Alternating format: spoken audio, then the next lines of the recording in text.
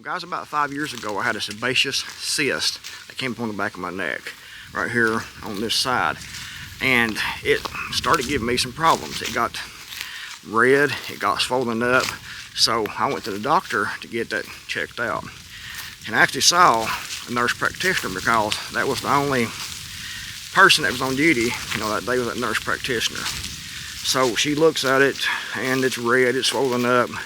She says sebaceous cyst and prescribed antibiotics. She didn't want to drain it because she didn't have enough skill, I don't think, to actually do that. She wasn't sure of her skills. And considering that, I was glad that she didn't. Because it's telling, what she would have done. I mean, it's not really that complicated, I don't think, from where I've saw videos and things to, drain a cyst and then get that cyst sac out to keep them coming back anymore. A small cut, and get that all out of there. But for some reason, she was afraid, so she didn't do anything. Looked at it, squeezed on it a little bit, and prescribed antibiotics. So I go home and I keep taking really hot showers, and I put heat packs on my neck to try to get that thing to, come out its own self, because she told me to do that. So I started doing that, and about a week later, I woke up in the middle of the night and had to go pee. So I get up and I go to the bathroom, and I feel it draining down my back. And I said, yep. So it drained out on its own.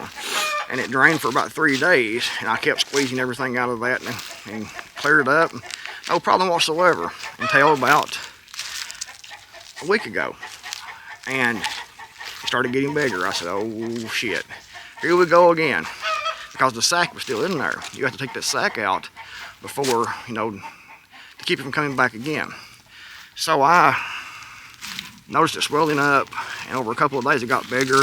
Then it got red, so I made an appointment to go see the doctor. So that's what I did. And I went in, I hate going to the doctor. I really do. And I get a nervous wreck going into the doctor's office because I'm afraid they want to find something. And they usually do. But I go in, and he takes a look at it and prescribes antibiotics also. And said to come back in a week, and if it hadn't drained on its own, to come back and he would take care of it. I think it was because it was so swollen up that he thought it wasn't infected, so he wants to get the infection out of it before he starts cutting on that. That's what I think it is. But during the process, you go in and they always check your blood pressure. And when he checked my blood pressure, it was sky high.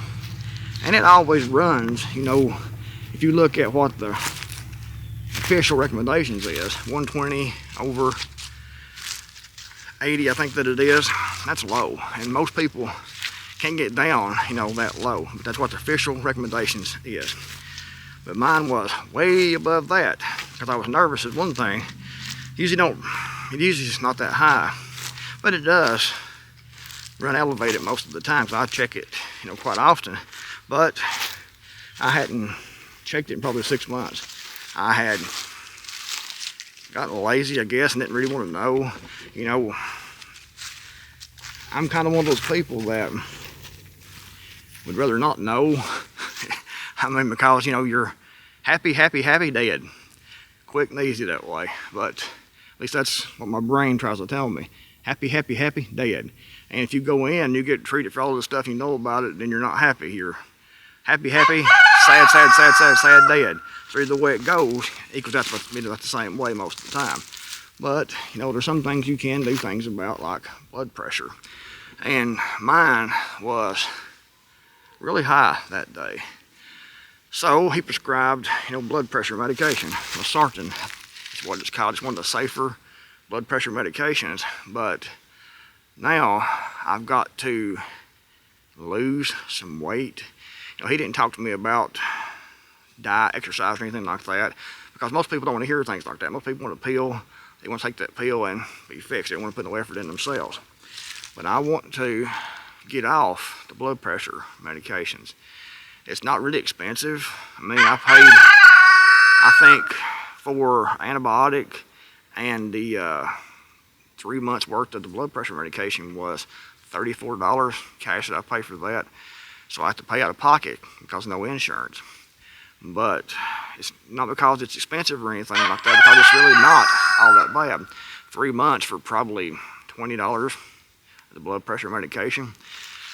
But I'd rather spend that $20 on, something else. And I want to lose some weight. I've lost it before.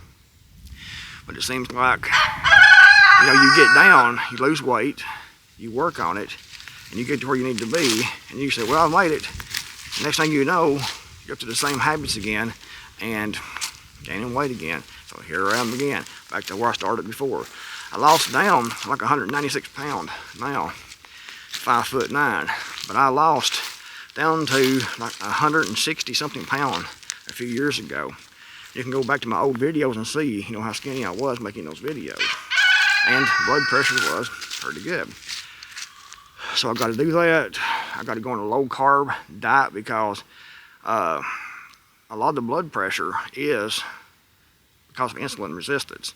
It's not from salt. It's not from things like that. It's not from eating a high fat diet. It's from insulin resistance, carbohydrates. And I'm not the only one that's saying this. There's all kinds of doctors online saying this, like Dr. Ken Berry, Sunil Dan. All kinds of different people will tell you that your blood pressure is elevated because your blood sugar, insulin resistance. And that's what this right here, is a sign of also. But overall, I'm in pretty good health, I think. I'm 52 years old and still got to be working on it all the time because it's a never-ending thing to keep working on your health and trying to get better all the time. But that blood pressure made me realize, here we go again. We got to buckle down, got to lose some weight, got to get the blood sugar levels down, because that's a lot of what it is. I can check my blood sugar in the mornings when I get up and I'm fasting blood sugar and it's fine. But it has to be, insulin resistance still yet. That finger prick type blood pressure can only tell you, so much. But you have to take a different kind of test. A1C, I think what it is. See what your blood sugar that you're running long term. And I know that's why my blood pressure is high, because of the insulin resistance. And it's this Western diet that we're on. It's so difficult to eat low carbs because everything that's easy, quick, is full of carbohydrates. Any boxed foods are full of carbohydrates. You're better off to eat, bologna and hot dogs than you are to eat cereal, oatmeal, biscuits. That's my main thing right there, is the biscuits. Biscuits and bread. I like biscuits and bread. That's my main thing. I don't eat cake. I don't eat donuts. Don't eat ice cream. It's that biscuits. I love biscuits. And that's what the problem is. That biscuit or two every day is adding up right here. So really it's not going to be all that complicated to lose some weight and to get everything situated, I don't think. Because I just eat, a few things at a time, carbohydrates. Mainly biscuits and bread. Biscuits and bread. But that gets me to thinking. A lot of people pay too much attention to trying to keep up with the Joneses. And, you're just here for a very, very short time. And most people spend all that time worrying about making money, making more money. I dated a woman years ago. I was in my early 20s then. I was, I think, like 23 years old. And she was in her 30s. She was 11 years older than me.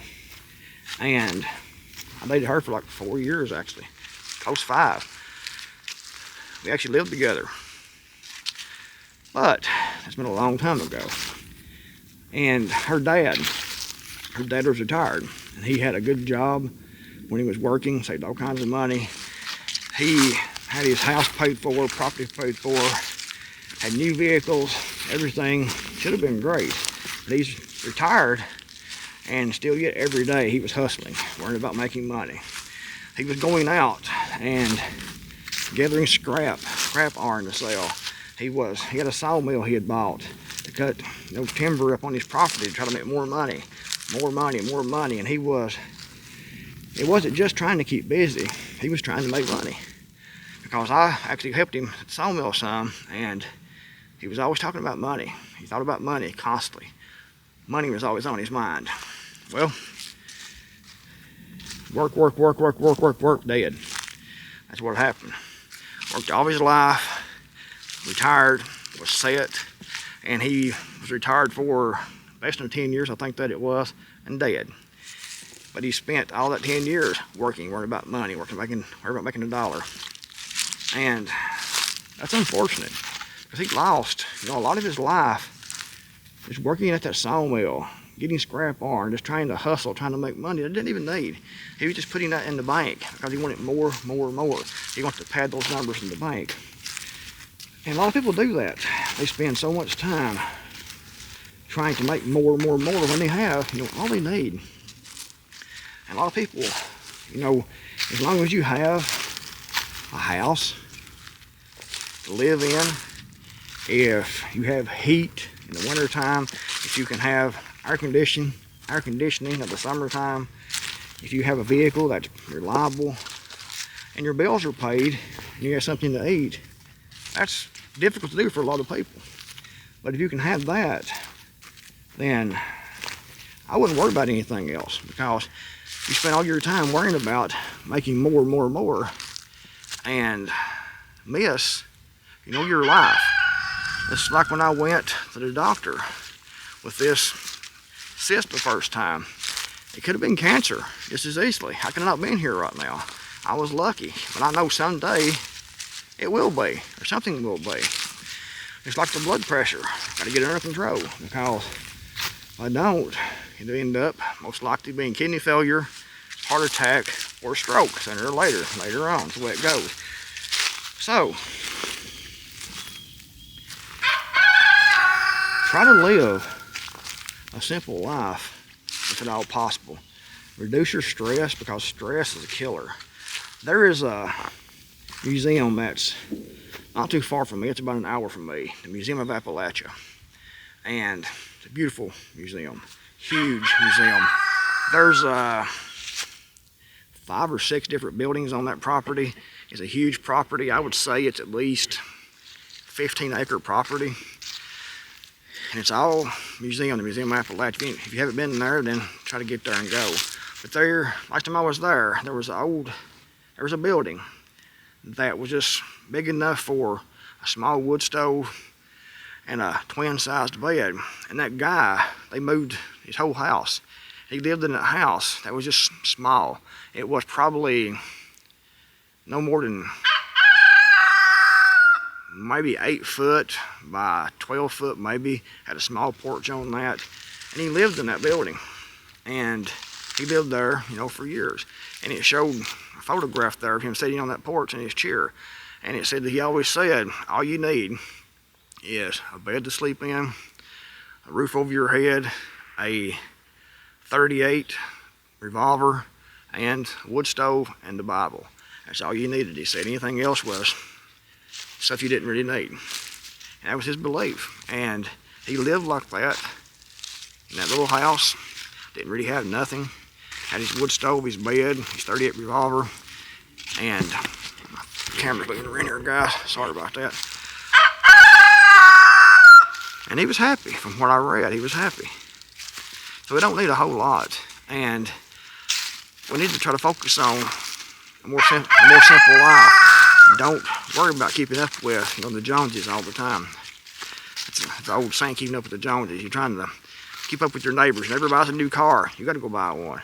Your neighbor buys a new bass boat, you got to go in debt and go buy one. Your neighbor buys a new side-by-side or ATV, you got to go get one also to keep up with the Joneses, keep up with your neighbors. Gets a lot of people in trouble. It really does. People go in debt, they're stressed out, their blood pressure goes up. They work, dead. Try to be happy with less. Try to learn how to live on less. If you can live on less, then you can actually make less and live just as good as you're living now if you learn how to live on less. And probably be a lot happier and healthier in the long run. Guys, this video's getting long. I just want to come out here and tell you all what's going on with me and tell you all to try to figure out how you can live a more simple life. There's no shame in living simple. If you're a single man or woman, you don't need much at all. You really don't. If you're single, not married, don't have any kids, your kids are grown, and it's just you and your husband or you and your wife or whatever, it don't take a whole lot. Kids take a lot of money to raise, and they need certain things. But if you're on your own, your kids are grown, or you don't have no kids, or you're a single person with no kids, I mean, you can live very, very cheaply. You can do things that live a way that you couldn't live otherwise. Kids are great. A lot of people, they still try to, like my ex-girlfriend's dad, work until he's dead. But you can live a simple life. You don't have to have a big house. You can have a little small house. You can have a used vehicle.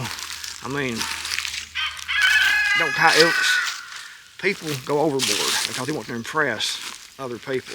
That's why I got this house up here. I was doing that same thing. I had a property that was completely paid for and no debt whatsoever. But I wanted a bigger house. Stupid on my part, I know. So I wanted a bigger house. And I had 5 acres of the other property, actually 5.5 acres, and this here's 3 acres. So I got less land. This land here's more hillsided. But I got a bigger house. It looks nice. You know, to impress the ladies. That's what it boiled down to. And I've regretted it ever since. Didn't need it at all. I could live in a house less than half this big, probably a quarter this big, 1/4 that size, no problem at all. But I went in debt. I got this house. I got it paid off finally.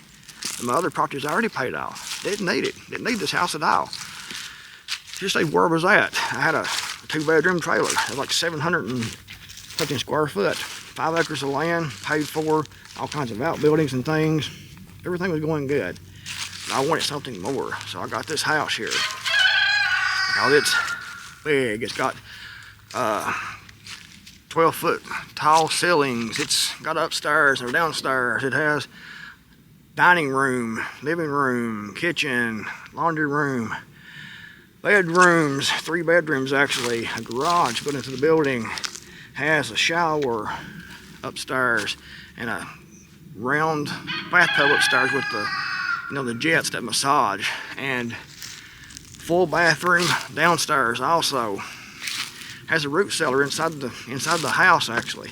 So it has benefits. It's a good house. I didn't need it, but I wanted it to impress the ladies. Pretty much what it was. And it took me forever to get it paid off. I could have used that money I paid for this house on something else. But I was trying to impress people. I was trying to go big. You know, go big or go home. Sometimes you're better off just to go home. Anyway, live a simple life if you can. Cut costs all you can. And realize that you're here for a while and then you're dead. Take advantage of your time. Try to enjoy your time that you have here if you can.